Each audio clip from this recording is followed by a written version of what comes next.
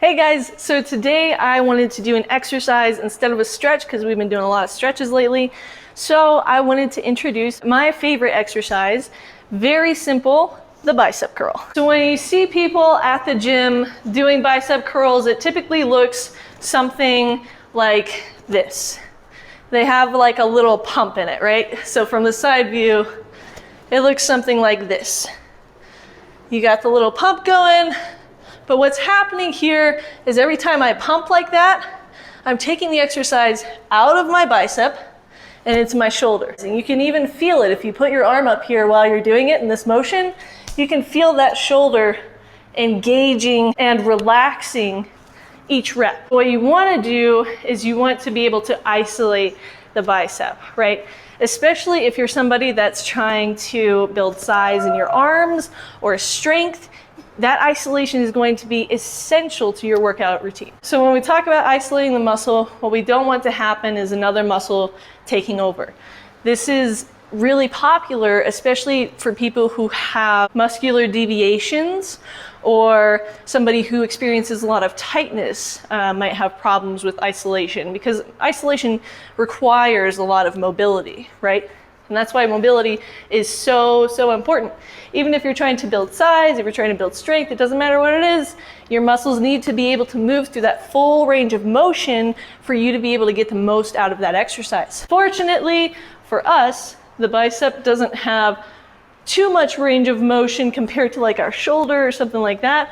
Our bicep typically just goes up and down. For the purpose of a bicep curl, we're focusing on that up and down movement. So my bicep is here and it attaches up to the shoulder and then down to where your forearm is, to that elbow joint. So when I'm focusing on doing my proper bicep curl, my knowledge and understanding should be that while I'm doing this movement, my focus is pulling from this joint and from this joint to create a contraction.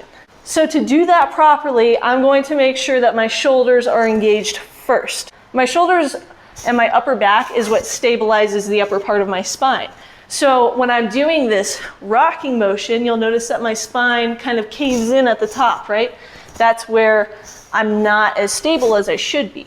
So what you're going to want to do is roll those shoulders back, engage the upper back. So now we have some sort of stability. Now we can focus on the movement itself. So from here, we're going to keep the shoulders back and focus on pushing the elbow joint forward. My shoulders stayed back. I didn't come forward like this.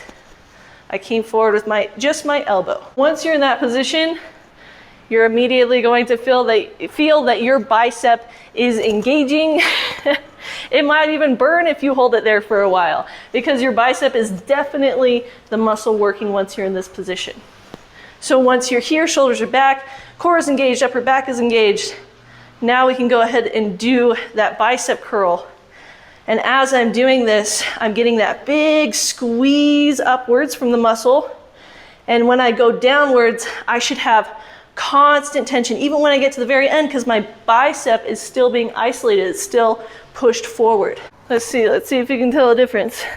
Do I got a pump in this side? A little bit, huh?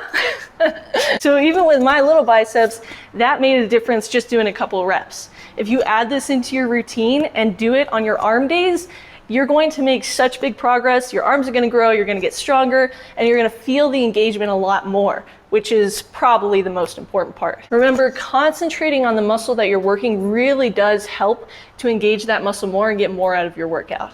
I'll see you guys next time. If you like this video, please make sure to share and subscribe and share the knowledge with everybody else. I'll see you next time.